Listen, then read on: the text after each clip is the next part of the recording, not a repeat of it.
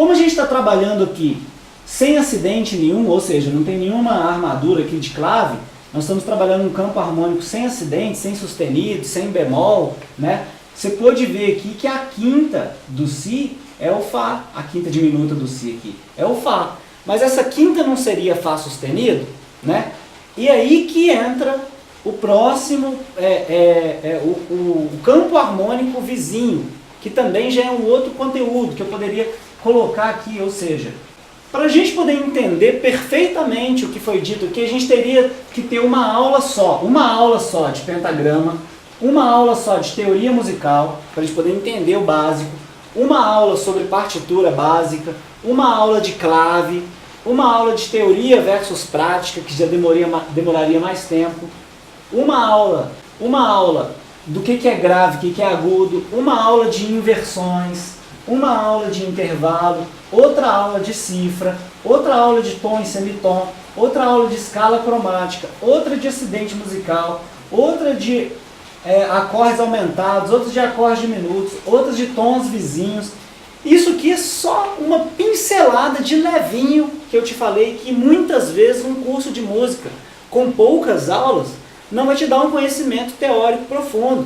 Você vai precisar de várias aulas, tá? E não adianta espernear, não adianta chorar. Então é o tempo de maturação. Isso aqui são só algumas coisas que eu poderia falar. Por exemplo, se eu estou falando de tríade e eu estou falando do campo harmônico primário, eu já estou te dando esse monte de informação. Imagina se a gente começasse a falar de tétrade, de escala menor, aqui, porque aqui eu estou falando de escala relativa, né? Porque o Lá menor, aqui é a mesma estrutura do Lá menor, ou seja, o mesmo campo harmônico do Lá menor, vai dar os mesmos acordes do campo harmônico aqui do Dó maior.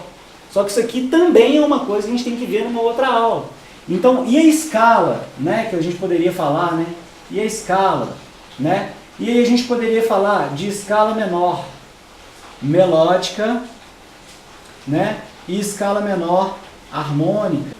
Tudo isso aqui já vai implicar num monte de coisa aqui. E, além de tudo, né, que é uma das coisas mais importantes, a gente reconhecer os graus. Ou seja, a gente criou padrões, né? Se a gente criou padrões, uma vez que a gente transforma esses padrões em graus, né? O Dó é o 1, o Ré é o 2, o Mi é o 3, o Fá é o 4, o Sol é o 5º, o Lá é o 6º, o Si aqui é o 7º grau. Uma vez que a gente encontrou esses padrões, nós também encontramos os graus, e esses graus sempre vão dar assim, ó, segundo menor, terceiro menor, quarto, quinto maior, sexto menor e sétimo aqui diminuto.